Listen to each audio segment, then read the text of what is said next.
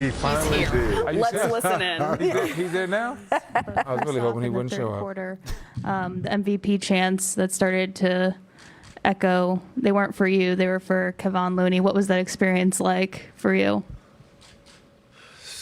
Amazing fan interaction. That's how it's supposed to be. He's been playing amazing, making his impact felt both ends of the floor, and when you get your home crowd appreciating the impact, the input from everybody, and making him nervous at the free throw line, it's special, especially with the way the game was going, the way he came back, or way we all came back and fought to the end.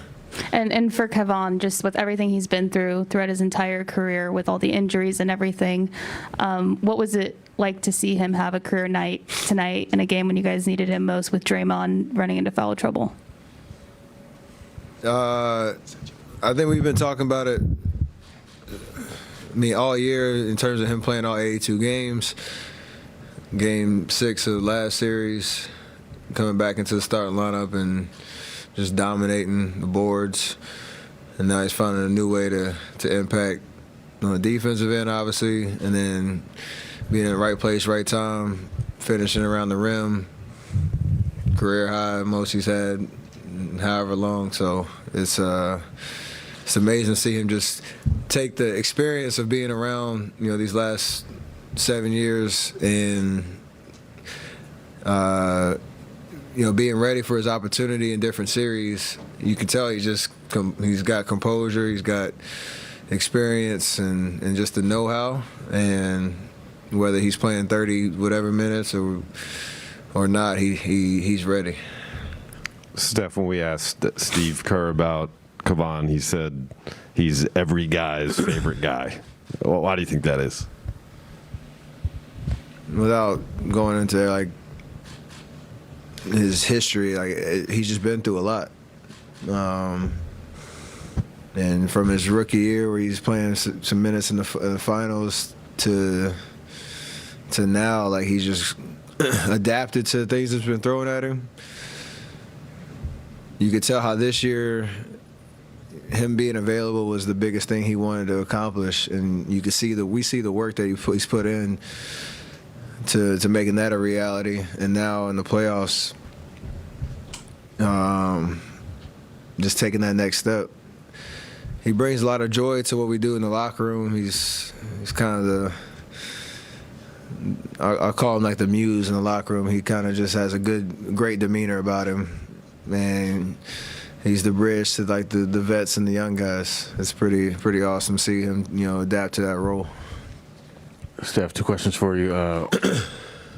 You've been playing, really well in the fourth quarters. Did that make the wait longer this time? You got in about 6 minutes. That was almost a full 6 minutes, maybe for the first time in this playoffs.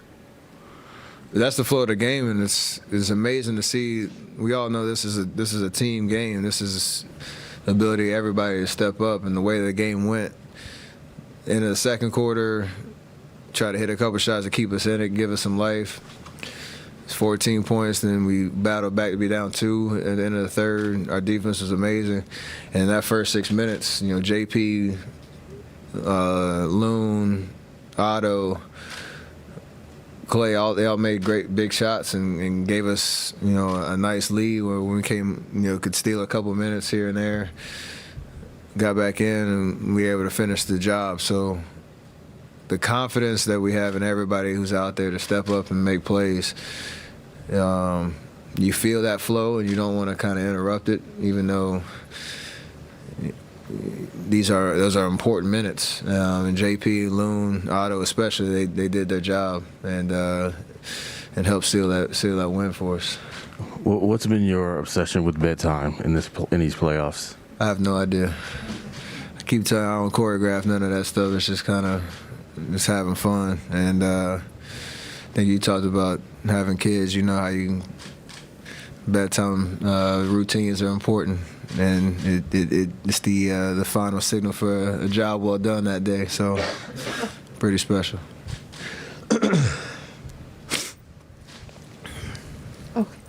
Steph, to see Steve said at halftime he talked about poise and just letting the game come to you guys after it had been a little scattered in the first half, and to see that third quarter, you guys shine in third quarters, and then for Otto to hit that three to take the lead there. What did that feel like, that moment, like momentum shift? I think you got to start with how the game kind of began. Like, we knew they were going to come out aggressive and making shots. They didn't think it was going to be that hot. No matter what we did, it seemed like they always found the right guy. The right guy had no hesitation to shoot it, and they were making them from all over the floor. I think 15 threes in the first half. It felt like a lot, but also you look up at the scoreboard, we got it down to, I think, 2 at one point, and then it ballooned back up, and then we got it down to 14. And 14's for us is more than manageable if we come out and influence the game starting on the defensive end. And you give a team like that 13 points, or limit them to 13 points. It wasn't like a flurry, but it just seemed like we regained the momentum and slowly and methodically kind of walked them down until that point. Like, the first 6 minutes of the fourth quarter was, kind of the real momentum shift that gave our crowd some life. It gave us life, and allowed us to run away with the win. Steph, when you guys are going on a run and you know that it's coming, you guys have been through it so many times, can you sense the inexperience from their side? Maybe not panic, but that they haven't been here before compared to you guys having been here before. Can you sense that on the floor? No, it's not that. It's just the supreme confidence of what we do. You don't really know what they're talking about in the huddle. You don't really feel what's going through their mind. It's just you have imposed your will. And for us, like, the experience and just the chemistry.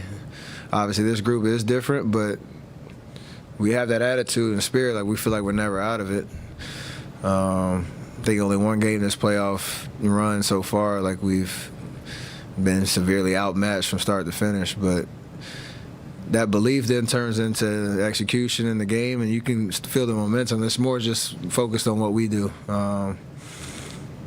And when you have those opportunities to, stick the dagger or come up with 3 stops in a row, like, those are the times where you feel that good energy going our way. And secondly, do you think they heard you when you said night-night on that last 3? Because you were right in front of Dallas's bench. I was looking at the ball and looking at the rim, so I was talking to myself. So I don't know who heard it, but it's a good way to finish the game, and we got to take that to Game 3. That's not choreographed at all. That's just in rhythm. You just decided to say that? Absolutely. You mentioned the 15 threes in the first half. A lot of it was, guard-to-guard screens. Just what didn't you guys do covering some of that well in the first half, and what did you do better in the third? I think we got caught on – they obviously were trying to go at me and JP and pick and roll. There were a couple of times where we got confused, didn't put pressure on the ball, so they were kind of just – Luka could get wherever he wanted to. He obviously made a couple of tough shots, but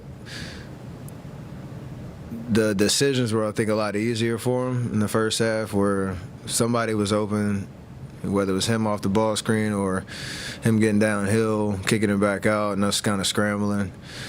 And then they made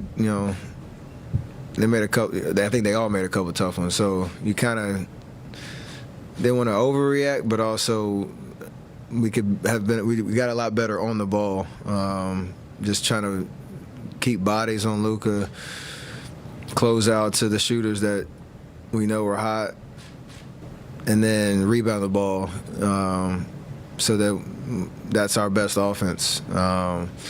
When you're fouling and when they're making shots, especially dagger threes, like, it's tough to really gain any momentum, and things shifted our way.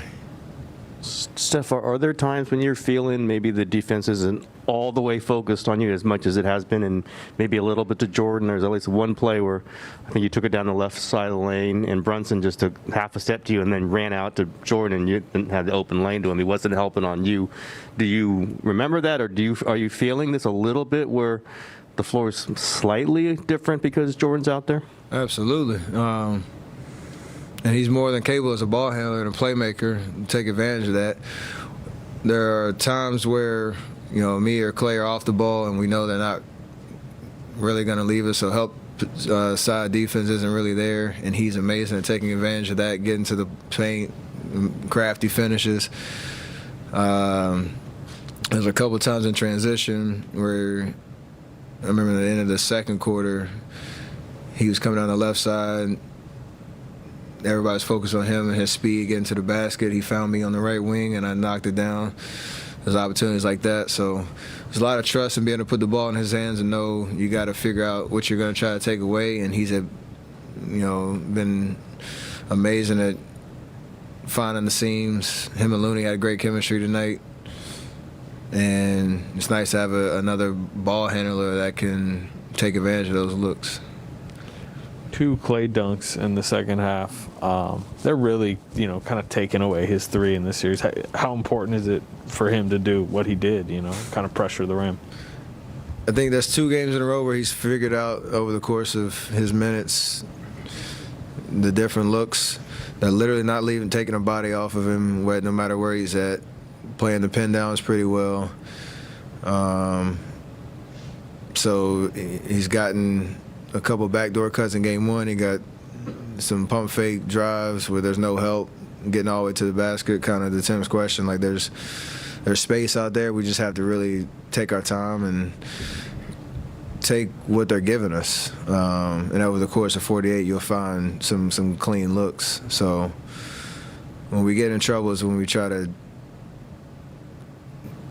we don't react. We just have our mind made up, and no matter what they do, we might take some tough shots or some quick shots. Plays right into their hands. Steph, we're used to seeing you and Clay and Draymond on a stage like this, pressure like this, comebacks like this, but it's new for Wiggins and Porter and Jordan, a lot of the guys you're out there with. What are you learning about those guys in moments like this, in games like this? And do you think you can kind of sense the bravado you guys who have been there before bring to the table, that kind of seeps into everybody and raises them a little? I mean, yes to all that. It's something that's been slowly building over the course of the regular season.